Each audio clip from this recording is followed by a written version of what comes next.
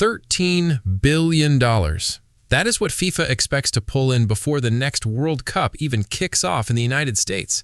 And when Argentina lifted the trophy in Qatar, one player generated 26% of all the social media advertising value from the entire tournament.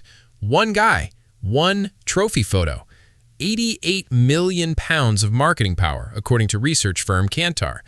That is not a highlight reel. That is a business model wearing cleats. So here's the puzzle most fan arguments completely miss.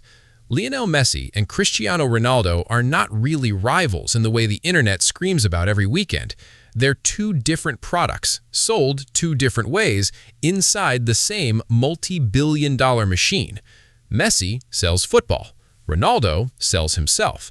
And FIFA, the organization that runs the World Cup, profits from both stories, but only controls one of them.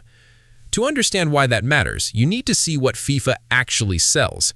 FIFA doesn't own stadiums long-term. It doesn't pay club salaries.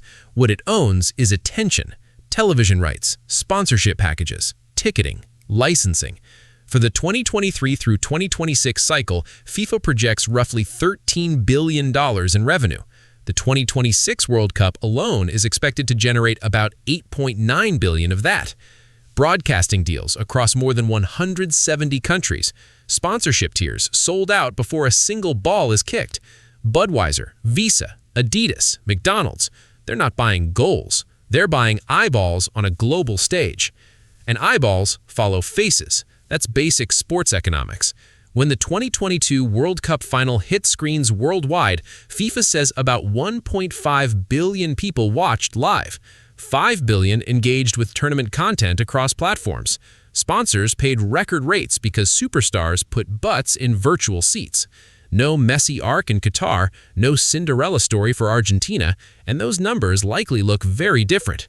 When Messi lifted that trophy in Lusail, phones across the planet lit up.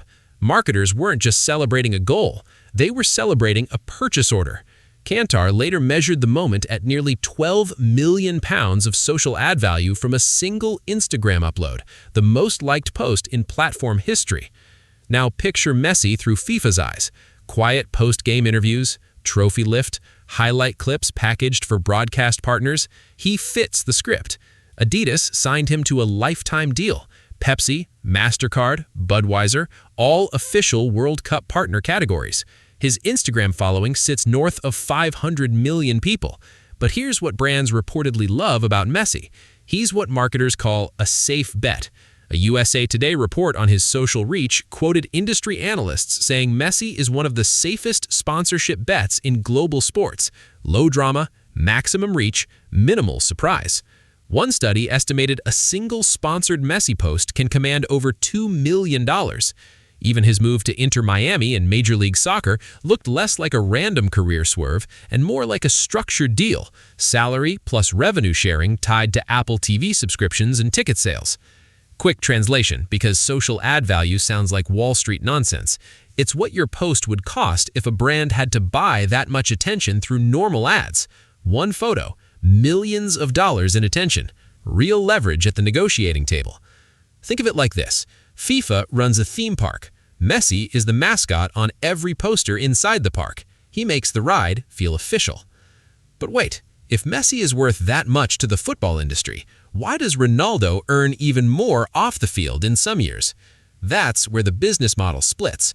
Ronaldo doesn't just endorse brands, he owns a stand-up. CR7, hotels, underwear, fragrance, gyms.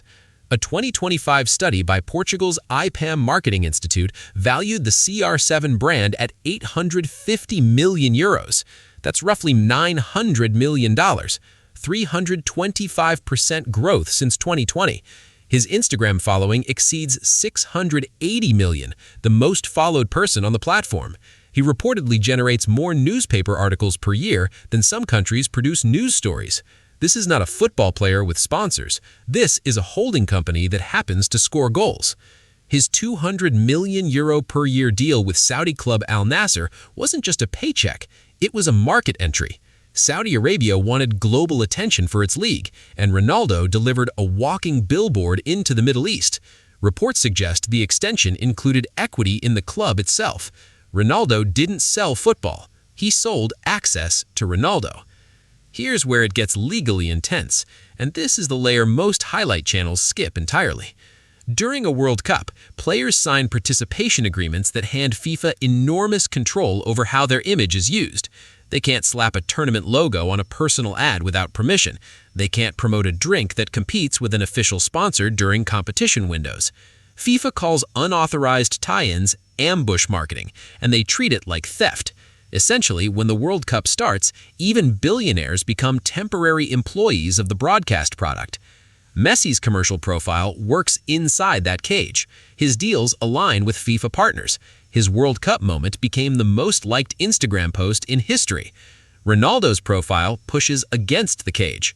More personal posts, more CR7 branding, more Ronaldo than Portugal Football Association. During Qatar 2022, Kantar tracked Ronaldo at £43 million in social ad value from the tournament. Still massive, but nearly half of Messi's $88 million.